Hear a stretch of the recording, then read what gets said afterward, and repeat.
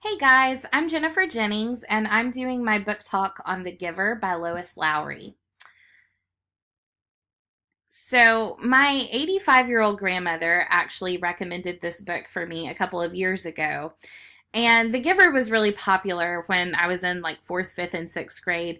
But I really wasn't into reading fantasy back then, so I was not interested at all. And then I completely forgot it existed. And my grandmother read it with a couple of friends, and she was like, "You need to read this book."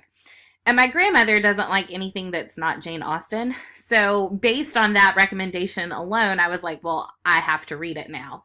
And to be honest, I was shocked by how deep this book was. All of the complex themes and ethical questions that are addressed in The Giver. But to start off, I'd like to give just a brief summary of what the book is about for those who haven't read it. The story takes place in a nondescript dystopian community where life is highly structured and emotions are literally not allowed. In fact, teenagers and adults take pills in order to curb their emotional and even hormonal impulses that they have. They don't even allow love between friends. And 12-year-old Jonas, the main character, is preparing for the annual ceremony where 12-year-olds are given their occupations and begin their apprenticeships after school. At the ceremony, Jonas's name, though, isn't called because he has a special assignment. He has been selected by the community to be the next receiver of memory.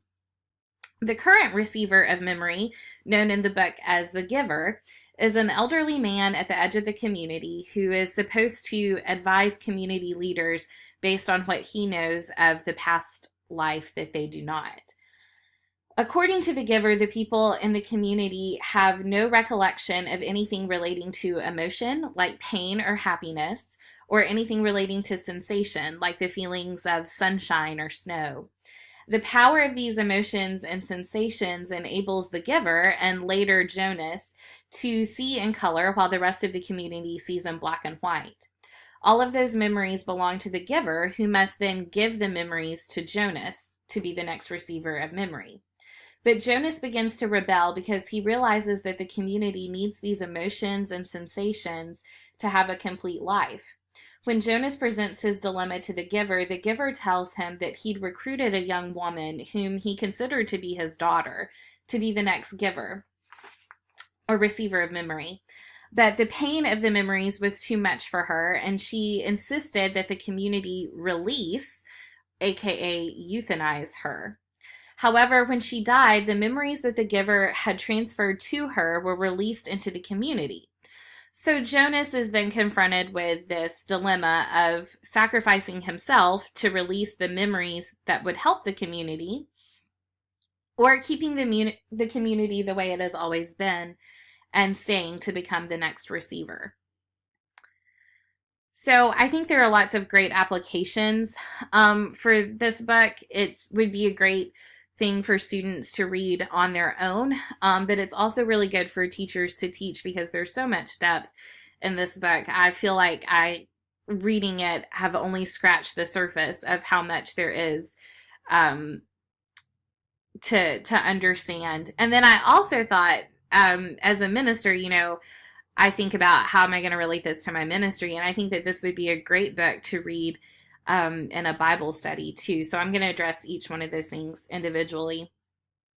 I think students would like this book because it's a short and quick read, but it's also really thought-provoking. And I kind of see the ending as a bit of a cliffhanger. When I was talking about the book with my grandmother after I read it, we had very different perceptions of how the book ended. Like, we've thought very different things about the ending. So I think it would be interesting for students to read it and then to kind of figure out how all the pieces fit together. I think students would enjoy that a lot. I also think that teachers could use this book in any setting, although it would be interesting to teach it in like a college English class or an upper level high school English class, because you could spend a lot of time talking about the ethics of the book. There's a lot of ethical dilemmas, like the euthanasia that the community practices on infants who are underweight or aren't up to par behaviorally, or they also euthanize elderly people once they reach a certain age.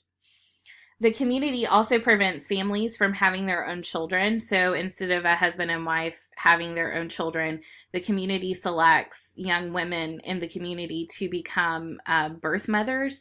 And then those young women are impregnated and give birth to all of the babies in the community. And after the babies reach a year old, parents can apply to receive a child, and the child will be given to them.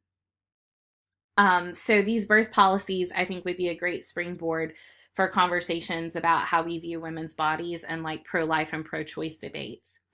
And of course, as a minister, I'm always thinking about how I can use what I'm learning in school to affect the kids that I minister to. And I think The Giver is a great resource to talk about emotional intelligence, which is an important concept for kids to learn. Throughout the book, Jonas learns that expressing emotions is a sign of strength and brings a sense of freedom and completeness. I think The Giver would be a great resource for fifth and sixth graders to maybe use in like a Sunday school or discipleship class to talk about how their emotional intelligence and their faith go hand in hand.